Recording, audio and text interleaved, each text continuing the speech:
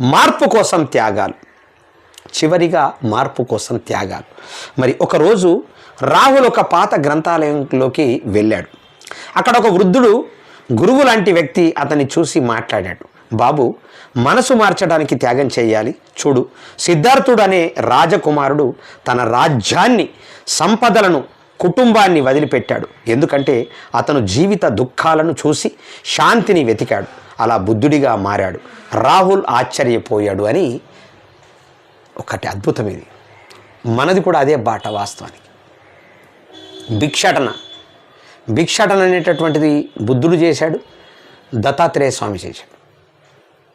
ఎప్పుడైతే దత్త ఉపాసకుడిగా నేను చేరినో అప్పటి నుంచి నాకు ఆల్రెడీ పరివ్రాజక ఆలోచన, ప్రజల పక్షాన కొట్లాట, ప్రజల పక్షాన నిలబడడం అనేటటువంటిది వస్తున్న విధానం. నిజంగా ఎందుకో నాకు గుర్తుకొచ్చింది. వాస్తవానికి మార్పు కోసమే త్యాగం. నిజంగా ప్రజల మార్పు కోసం ప్రజా అసెంబ్లీ ప్రజల పక్షాన కొట్లాడుతూ ఉంది. మార్పు కోసం ప్రజా assembly, VKR TV, Vishnu Kishore ఖచ్చితంగా త్యాగం చేస్తున్నాడు.